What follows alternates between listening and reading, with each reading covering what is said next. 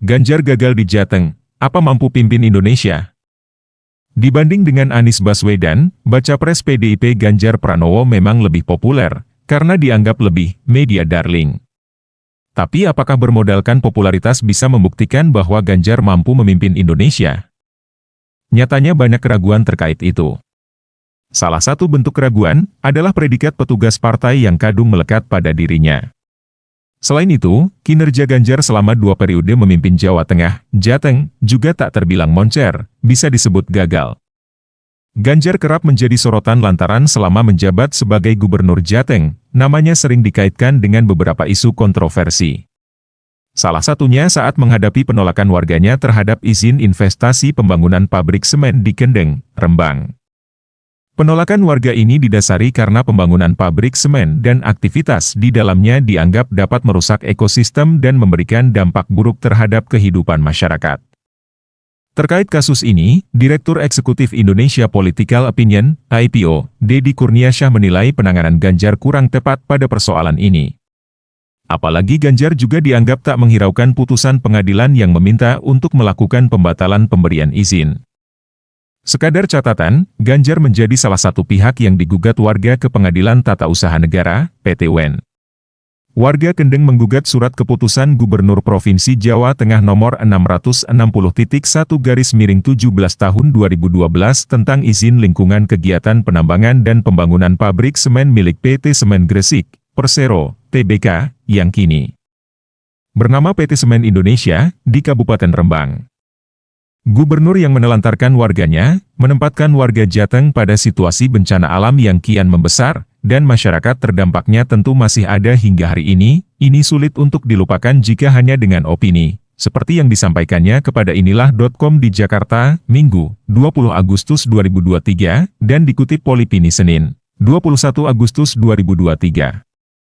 Belum selesai masalah Kendeng, Ganjar juga disorot soal pemberian izin pembangunan tambang batu andesit di Desa Wadas, Purworejo. Senada dengan yang terjadi di Kendeng, warga Desa Wadas menolak lahannya untuk dijadikan tempat penambangan batu andesit yang merupakan proyek pemerintah. Sikap pemerintah, dalam hal ini aparat keamanan, menjadi sorotan. Imbas kasus ini, pada Februari 2022 sekitar 64 warga Desa Wadas ditangkap polisi, namun tak lama dibebaskan kembali. Tindakan aparat yang dianggap semena-mena membuat banyak warga Desa Wadas ketakutan terutama ibu-ibu hingga pemuda desa yang juga sempat dikejar polisi masuk ke area hutan. Beralih dari isu lingkungan, Provinsi Jateng juga menghadapi masalah terkait ketimpangan antara si kaya dan si miskin yang semakin melebar. Lihat saja Jateng terkesan lebih baik di era sebelum Ganjar, kata Deddy. Badan Pusat Statistik, BPS, dalam rilisnya di Jakarta, dikutip Selasa, 18 Juli 2023, mencatat jumlah tingkat kemiskinan di Jateng memang menurun namun juga dibayangi dengan jurang ketimpangan antara si kaya dan si miskin yang semakin menganga. Data BPS dalam 7 tahun terakhir menunjukkan ketimpangan antara si kaya dan si miskin di Jawa Tengah meningkat drastis. Pada Maret 2017, tingkat ketimpangan atau rasio Gini tercatat sebesar 0,365 dan bahkan pernah meningkat menjadi 0,374 pada Maret 2022.